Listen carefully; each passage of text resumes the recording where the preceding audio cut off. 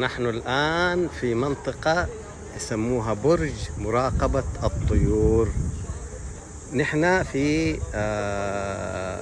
أوروبا، منطقة الأوروبية، وهذا البحر هذا البسفور، واللي بعده آسيا، اسطنبول الآسيوية.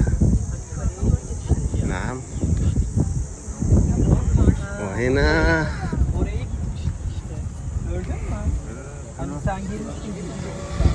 هذا الجسر الثالث اللي يربط ما بين آسيا وأوروبا، وبعدها البحر الأسود، ومن ثم أمين. نعم. أحط لكم الموقع الآن اللي بدي يجي ياخذ زي ما يقولوا منظر، التقاط صور، وفي كافيه أسفل برضو. نعم. وهناك في بلاج على البسفور، هذا البلاج بسفور، ومن ثم البحر الأسود.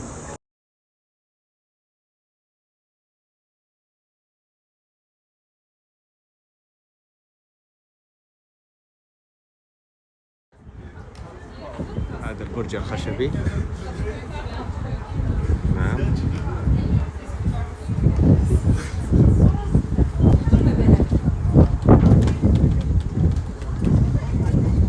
وهذا الكوبري الثالث اللي يربط بين قارة أوروبا وقارة آسيا. نحن في قارة أوروبا الآن.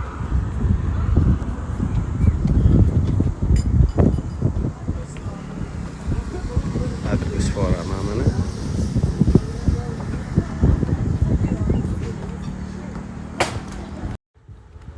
هذا البرج. نعم.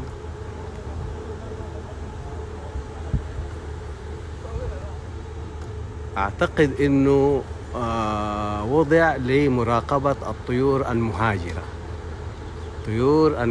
في كافيه أسفل زي ما قلنا. هناك الكوبري الثالث اللي يربط ما بين أوروبا وبين آسيا.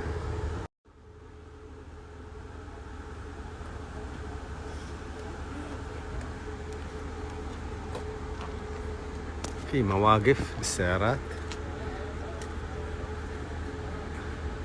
يعني اللي يجي بسيارته ما يغلب. هذا ميناء الفيري بوت بين أوروبا وآسيا اللي في منطقة طرابيا. حط لكم موقع غير اللي فيها نيكابي. نعم. اللي في طرابيا. نعم. هذا الميناء هنا، هذا هو.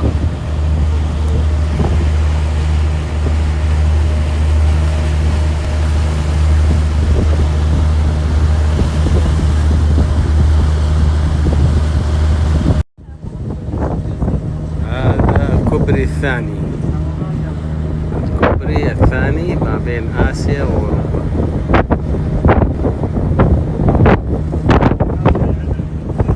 هذه أوروبا، نحن في الوسط.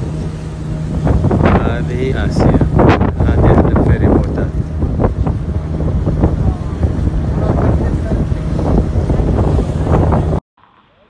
ما شاء الله تبارك الله، صلاة على النبي. الكرز، شوف حجمه قديش الكرز.